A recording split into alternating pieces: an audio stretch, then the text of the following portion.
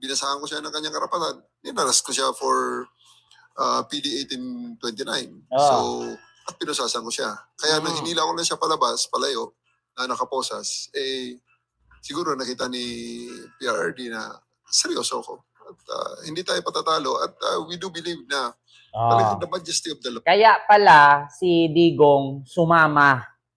Kasi habang nakaupo si Digong, nagwawala si Medialdia, yung mataba. Tapos yung abogado sa gilid, yung nakabarong na puti.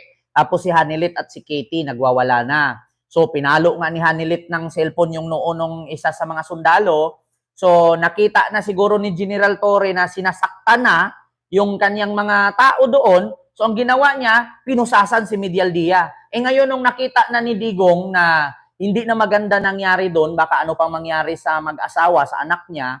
So sabi ni Digong, nandito yung ipipresyo ninyo. Sabi ni Digong yun nandito yung ipipresyo ninyo, hindi yung mga yan. Manahimik na kayo dyan. Oo, sasama na ako. Yun yung rason. Hindi hinaras si Digong.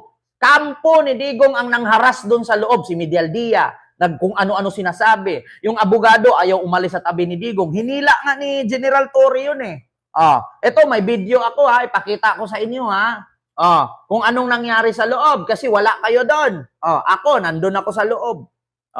Pakita ko sa inyo Wait lang.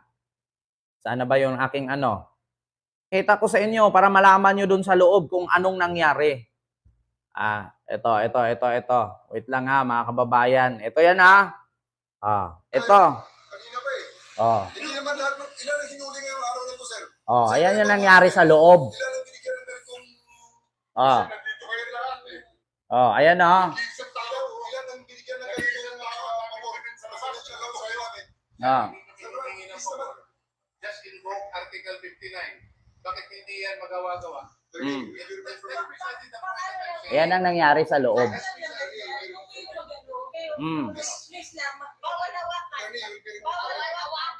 Diba? Nagsigaw-sigaw pa yung anak niya, bawal hawakan!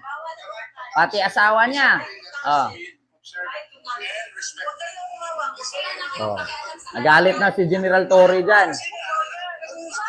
Hinila na si attorney.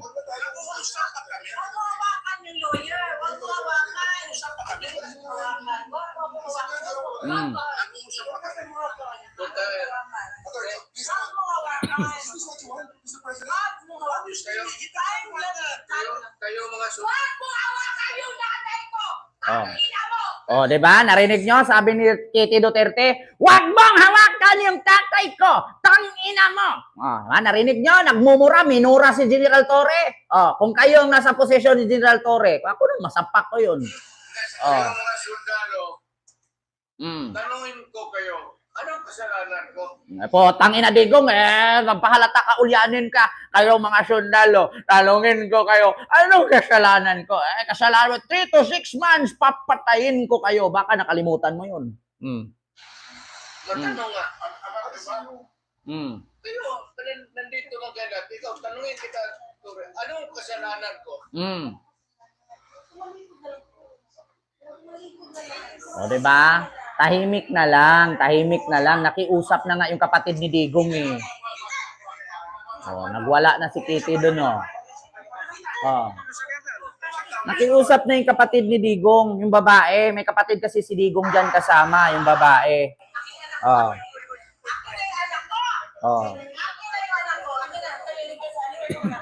Tanggapin nyo na kasi. Diba? Nang hampas siya ng cellphone.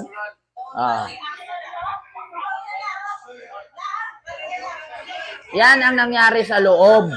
Kaya huwag kayo fake news, mga DDS. Walang sinaktan dyan na kampo ni Digong. Kampo ni Digong ang nananakit.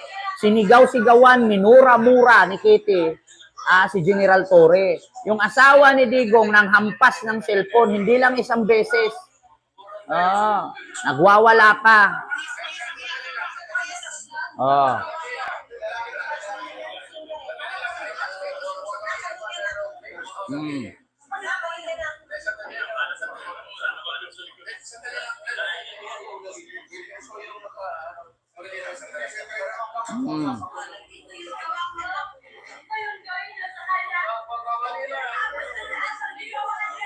Ayan, andyan si Kitty, nagsisigaw-sigaw na. Oh, sabi ni Digong, "Oy, andito yung pipresohin nyo, wala dyan." Oh. Ayan si Digong, oh. May sasabihin ka. Yung preso, wala dyan, nandito. Oh.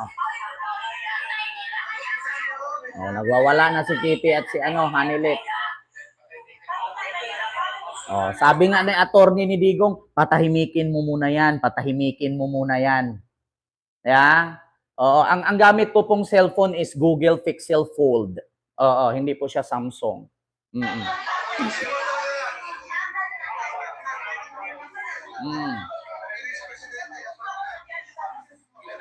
Yan yung nangyari sa loob.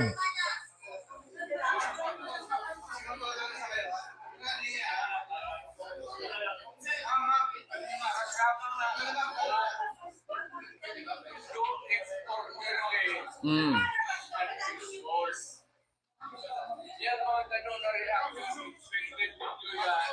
Kasi pamilya. Oh, sabi nga ni Digong, pagpasensyahan nyo na. Oh, expected na mangyari yan kasi pamilya ko yan. Oh, magwawala daw yung mag-ina niya. O, naintindihan ng pulis, walang sinaktan, walang pinalo, walang hinampas, bagko si Hanilit at si Kitty ang naninigaw-nigaw at minura si General Torre at pinalo ni Hanilit yung mga sundalo. Not only one time, but 3 times. Yung isa, hinampas niya. Pangalawa, habang tinulak na si Digong sa Kaiserplano, hinampas niya ng malakas dito sa noo. Oo. And then, pangatlo, yun na yung, may ano siya nun sinipa. No, parang ganon. Pero naintindihan yun ng mga kasundaluhan at kapulisan kasi nga, syempre, when emotions are high, the intelligence is low. Totoo yan. Kapag sobra mong galit, hindi mo na naisip kung nakakasakit ka na, nakakagawa ka ng hindi maganda. Oo. Naintindihan naman yun. Sabi nga ni Digong, pagpasinsahan nyo na. Kasi natural sa pamilya yan kasi nga ako ikukulong. Natural na yan. May emosyon. So, naintindihan ni General Torre yun. So, speaking of that, mga kababayan, patungkol kay General Torre, ito nga, kinasuhan nga si Medialdia. Matatalo. At we do believe na talagang the majesty of the law has to reign supreme. Dapat masunod ang batas. Dahil sa insidente, pinag-aaralan ngayon ng PNP ang posibleng paghahain ng kaso laban kay former ES Meldaldea. Kwento pa ng CIDG Chief, Bitbitang Posas ay binalikan rin niya si Attorney Martin Delgra na isa rin sa mga abogado ni former President Duterte. Nung makita ni PRRD yun, kasi bumalik ulit ako na inilagay ko sa bus, dala ko ulit ang Posas.